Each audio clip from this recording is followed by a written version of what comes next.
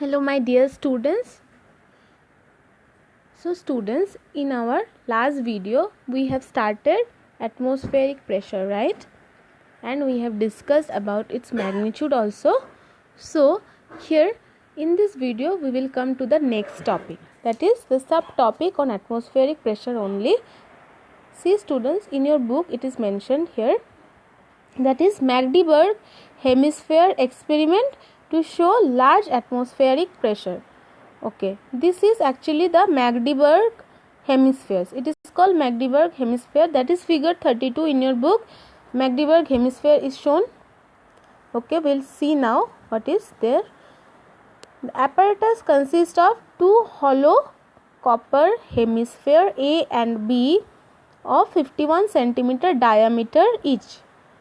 Each hemisphere has a hook attached to it. One of the hemisphere has also a side tube which can be connected to a vacuum pump. The two hemispheres are tight fitting and become airtight when joined together. When air is present inside the joined hemisphere, they can be easily separated by pulling with a small force. This is because the air pressure inside the joined hemisphere also exerts its pressure. So, here what is written here? The apparatus consists of two hollow copper hemisphere A and B. Yes, these are two hollow hemisphere. Hemisphere, you understand? When sphere is cut into two halves, they are called hemisphere. Hemi means you understand? Half. Yes, hemisphere. Okay. So it is looking like two hemisphere A and B, and there is a hook. Yes, see, there is a hook also. Each hemisphere has a hook attached to it. One of the hemisphere has also a side tube. See? Yes. Here in the B, there is also a side tube. So, here it is given that one of the hemisphere has also a side tube which can be connected to a vacuum pump. So, the side tube is provided why? So that it can be connected to a vacuum pump. The two hemispheres are tight fitting and become airtight when joined together. Okay, so when these hemispheres are joined together, they become airtight. Airtight, do you understand that? When they are joined together, air will be inside it, and that air cannot go outside, or from outside air cannot come inside. So it becomes airtight. So when air is present inside the joined hemisphere, they can be easily separated by pulling with a small force. This is because the air present inside the joined hemisphere also exerts its pressure. Yes.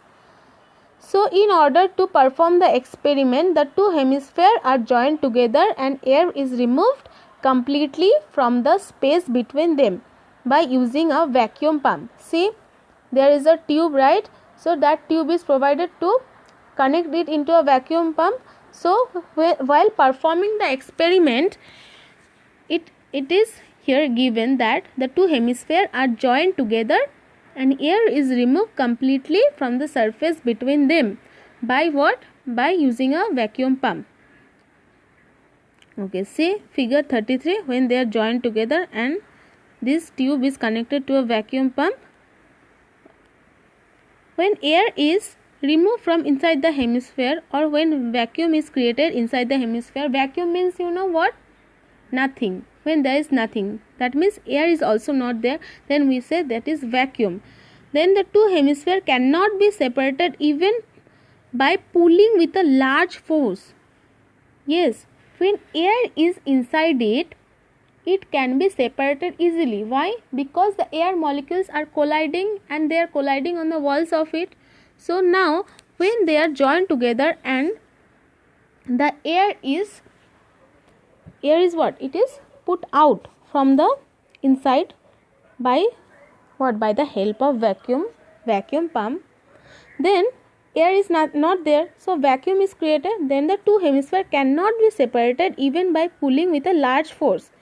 This is due to what? Do you know? This is due to the fact that since there is no air inside, the unopposed atmospheric pulling with a large This is due to the fact that since there is no air, the unopposed atmospheric pressure acting over the whole surface of hemisphere from outside passes them very hard and does not allow them to be separated. The effect of atmospheric pressure on the evacuated hemisphere was so great that even two teams of 8 horses, each pulling in opposite direction, could not separate the two hemispheres. See, this is so large, and it is shown in the figure. This experiment with hemisphere and horses.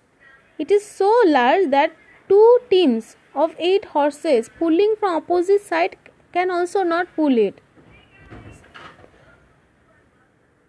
Here see, in this figure 33, the effect of atmospheric pressure on evacuated hemisphere is not overcome even by the force of 8 pairs of horses pulling in opposite direction. So this experiment with hemisphere and horses was conducted by a German scientist called Otto von his name is Otto von Guericke in the town of Magdeburg in the year 1643. That is why it is known as Magdeburg experiment. And as soon as some of air was reintroduced into the evacuated hemisphere, the hemisphere fell apart. So this is all about what? Magdeburg hemisphere experiment. Okay, to show what? To show large amount of atmospheric pressure. Okay, now we will discuss about the next subtopic, that is our body and atmospheric pressure. So effects of atmospheric pressure on our body, we will discuss that. We have seen that pressure exerted by atmosphere on the earth and its object is very large. Yes, by the Magdeburg experiment also we have seen that atmospheric pressure on the earth and its object means anything that is on earth. That means humans are also included. It is very large. Yes. So our question arises now is, if the atmospheric pressure is so large, then why don't we get affected or crushed by it? Okay. So we'll see it now. We know what? We know blood flows through blood vessels. Yes, blood flows through blood vessels into each and every cells of our body. Therefore, blood being a liquid substance, yes, blood is a liquid substance, itself exert a pressure which we call it as what? Which we call it as blood pressure. Yes, which is slightly greater than the pressure of atmosphere, and hence it balances out the atmospheric pressure, which is what? Which is acting on our body from outside. Therefore, we do not feel any discomfort. Okay, but there is an exception. There is an exception also. We'll see that. We know what? We know that the atmospheric pressure is maximum at the surface of earth. Yes, but as we go to high altitudes means high heights. As we go to high altitudes like high mountain, the atmospheric pressure, what? It decreases and our body cannot balance it. Since the blood is at a much higher pressure than what? Than the outside atmospheric pressure, therefore some of the blood vessel burst and nose bleeding occurs. Therefore, when you go into high altitude, what happens? We cannot balance the atmospheric pressure, so our nose sometimes bleeds. Now students, there are some applications of atmospheric pressure in our everyday life also. Like there are some devices which work on the existence of atmospheric pressure. These are what? Do you know? These are drinking straw, syringe, dropper, rubber sucker. All these work on the existence of atmospheric pressure. See students, it is mentioned in your book also. It is given drinking straw. First comes drinking straw. How it works? The drinking straw works on the existence of atmospheric pressure. So how it is explained like, the lower end of drinking straw is dipped in the soft drink. When we suck at the upper end of the straw with our mouth, the pressure of air inside the straw and in our mouth, it becomes reduced. The pressure is reduced.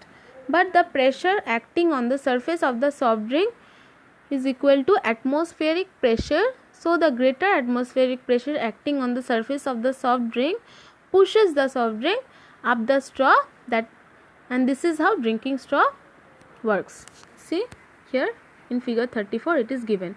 Now syringe also works on the existence of atmospheric pressure. Now we will see that. When the nozzle of a syringe is dipped in a liquid and its position is withdrawn, the pressure inside the syringe is lowered. The greater atmospheric pressure acting on the surface of the liquid pushes the liquid up into the syringe. This is a syringe. See, this atmospheric pressure pushes it up. Yes, in figure 35 it is shown. Now dropper, it also acts on the same phenomena. So like this, all this acts. Okay students, I hope this video is useful to you, and please study all these topics at home so that it becomes more clear to you. Okay, thank you.